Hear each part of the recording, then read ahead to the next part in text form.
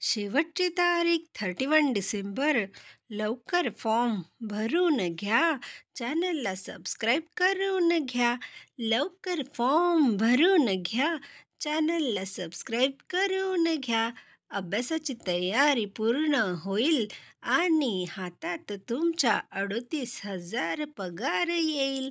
ला ला ला ला ला ला ला ला. हॅलो, आली रे आली, खुशखबर आली. महाराष्ट्रातील मुलींसाठी, आईसाठी आणि बायकोसाठी आणि सुनेसाठी खुशखबर आली. आपले लाडके मुख्यमंत्री आपल्याला देणार आहेत 38,600 पगार आणि तो वाढत वाढत जाईल 1,22,000 तर चला, तुम्ही फॉर्म भरून घ्या. नवरा नाही तर सासू नाही म्हणू द्या, किंवा तुमचा इतर कोणी असेल, मुलगा असेल, मुलगी असेल, बाबा असेल, आई असेल, सासू सासरे पती जे असेल ते नाही म्हणतील तरी फॉर्म भरायचा आहे. चॅनलला सबस्क्राईब करायचं आहे. चॅनलला सबस्क्राईब करून अभ्यासाला सुरुवात करायची आहे. चला चला चला, फॉर्म भरा. चला चला चला. तर माझ्या सर्व मैत्रिणींना खूप खूप नमस्कार. मला माहिती आहे की आपण सर्व उत्सुक असाल गृहपाल या पदाची परीक्षा कशी होणार आहे आणि TCS ही परीक्षा कशी घेणार आहे. तुम्हाला माहिती आहे, तर तुम्ही फॉर्म भरल्यानंतर एक नवीन उत्सुकता म्हणजे एक्झाम कशी असणार आहे, विषय कुठले असणार आहे आणि त्या विषयात कोणते प्रश्न विचारले जातील. तर या पदासाठी तुम्हाला 4 विषय असतील. गणित, बुद्धिमत्ता, बुद्धिमापन, त्याच्यानंतर मराठी, इंग्रजी आणि सामान्य ज्ञान. हे 4ही विषय तुमचे परफेक्ट केले जातील आमच्या या चॅनलवर. त्यासाठी चॅनलला सबस्क्राईब करायचं आहे आणि रोजचे नवीन व्हिडिओ बघायचे आहे. आपण चॅनलवर रोजचे नवीन व्हिडिओ टाकणार आहे. काही लाईव्ह तर काही व्हिडिओ असतील, ते सर्वांनी बघायचे आहे. आणि मला एवढंच सांगायचं आहे की हे तुम्ही करू शकता. जर तुम्ही गृहिणी असाल, घरातले कामं करून तुम्हाला अभ्यास करायचा असेल, तर खूप सोपं आहे. मी त्यासाठी पण तुम्हाला ट्रिक सांगणार आहे. त्यासाठी तुम्हाला व्हिडिओ शेवटपर्यंत बघायचा आहे. तर आपण कुठेही असलो तरी व्हिडिओ कसा ऐकायचा, अभ्यास कसा करायचा, हे सुद्धा मी तुम्हाला सांगणार आहे. तर चला, आज आपण एक कशा प्रकारे परीक्षेमध्ये प्रश्न विचारले जातात. ओके, तर चला, आपण आज सामान्य ज्ञान या विषयाची एक प्रश्नपत्रिका सोडून घेऊया. बघा, सामान्य ज्ञानमध्ये तुम्हाला कशा प्रकारचे क्वेश्चन विचारले जातील. तर सामान्य ज्ञान म्हणजे GS मध्ये विद्यार्थी मित्रांनो, तुम्हाला अशा प्रकारचे क्वेश्चन विचारले जातील की कोणत्या ग्रीक शब्दाचा अर्थ स्वरूप बदलणे असा आहे. तर याच्या ऑप्शनमध्ये 1 नंबरचं ऑप्शन आहे तुमचं मेटोमॉर्फोसिस, त्याच्यानंतर ॲकॉस, त्याच्यानंतर तिसरं आहे इग्रिस आणि चौथा आहे सेडिमेंटेशन. आता जर तुम्हाला याचं उत्तर योग्य पर्याय आहे तुमचा 1 नंबर आणि याचं उत्तर आहे मेटोमॉर्फोसिस. या ग्रीक शब्दाचा अर्थ स्वरूप बदलणे असा होतो. त्यानंतर तुमचा दुसरा क्वेश्चन आहे, खालीलपैकी कोणती एक ऑपरेटिंग सिस्टीम नाही. पहिलं ऑप्शन आहे विंडोज, दुसरं ऑप्शन आहे पॉवर पॉईंट, तिसरं ऑप्शन आहे मा मॅकिनतोश आणि चौथा ऑप्शन आहे लिनॅक्स. आता तिसरं ऑप्शन तुमचं बरोबर आहे, योग्य उत्तर आहे तुमचं तिसरं ऑप्शन. संगणक युजर फ्रेंडली हाताळण्यासाठी ऑपरेटिंग सिस्टीमची महत्त्वाची भूमिका आहे.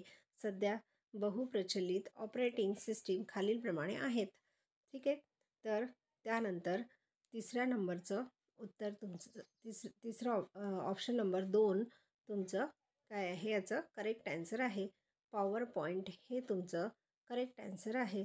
तिसरा क्वेश्चन तुम्हाला अशा प्रकारे आलेला आहे, खालीलपैकी कोणत्या दशकात भारताने लोकसंख्येमध्ये टक्केवारीत सर्वाधिक वाढ अनुभवली आहे.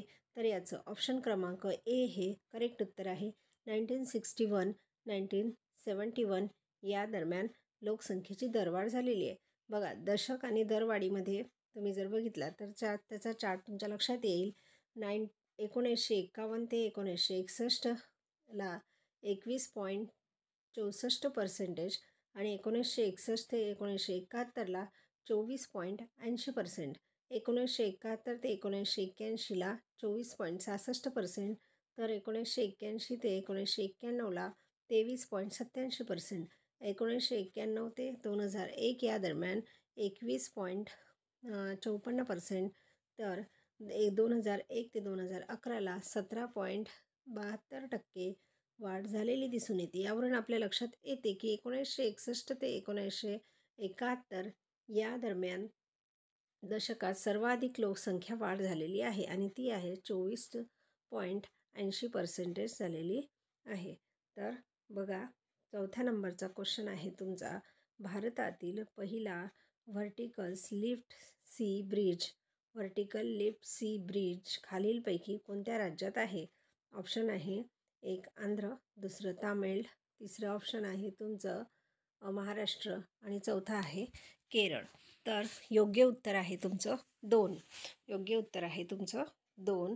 तर बघा, तामिळमध्ये व्हर्टिकल लिफ्ट सी ब्रिज या मंडपम इथे, तामिळनाडू इथे मंडपम इथे लांबी त्याची आहे 2.05 किलोमीटर. हा एक रेल्वे पूल असून रामेश्वरला तामिळनाडूशी जोडतो आणि रामेश्वरला भारताच्या मुख्य भूभागाशी जोडणारा सध्याचा पंचम रेल्वे पूल म्हणजे 105 वर्ष जुना आहे. आणि नेक्स्ट आहे तुमचा, भारतीय राज्यघटनेच्या प्रस्तावनेत न्याय या संदर्भात खालीलपैकी कोणत्या शब्दाचा उल्लेख आहे? आणि 1 नंबरला येतो सार्वभौम, दुसऱ्या नंबरला येतो धर्मनिरपेक्ष, तिसऱ्या नंबरला येतो समाजवादी, चौथ्या नंबरला येतो आर्थिक. जर तुम्ही स्पष्टीकरण बघितलं तर योग्य उत्तर येते तुमचा 4. योग्य पर्याय आहे 4. आणि त्याचं स्पष्टीकरण बघा, प्रास्ताविकेत व्ययाची 3 रूपे अस्पष्ट करण्यात आली आहे. आणि सामाजिक न्याय एक आहे सामाजिक न्यायाची 3 रूपे स्पष्ट करण्यात आलेली आहे. पहिला आहे सामाजिक न्याय, दुसरा आर्थिक न्याय आणि तिसरा आहे राजकीय न्याय. तर बघा मित्रांनो, सामाजिक न्याय म्हणजे काय?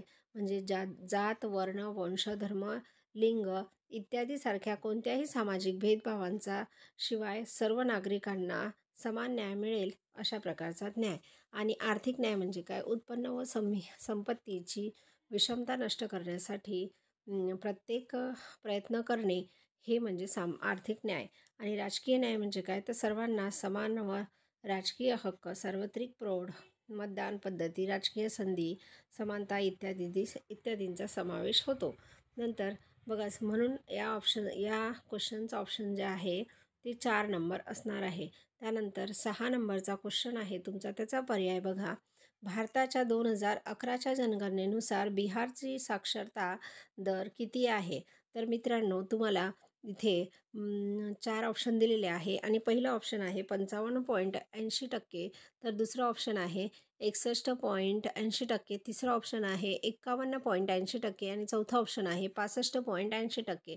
आता याचं योग्य उत्तर जे आहे ते 2 नंबर आहे 61.80%.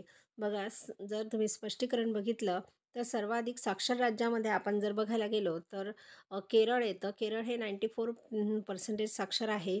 लक्षद्वीप त्याच्यानंतर 91.85% साक्षर आहे. मिझोराम 91.33% साक्षर आहे. गोवा 88.7% आहे. त्रिपुरा 87.22 आहे. असं त्या राज्याचं खालीलप्रमाणे टक्केवारी लागत जाते. तर आपण आज 6 क्वेश्चन बघितलेले आहे. त्यानंतर तुम्ही जर सर्वात कमी साक्षर राज्य जर बघायचे झाले तर बिहारमध्ये 61.80% येते मित्रांनो. अरुणाचल प्रदेशमध्ये 65.38% येते. राजस्थानमध्ये 66.11% येते. झारखंडमध्ये 66.41% येते. तर मणिपूरमध्ये 66.82% येते. अशा प्रकारे राज्यांची कमी साक्षरता असलेली राज्य ही आपण बघितले आहेत.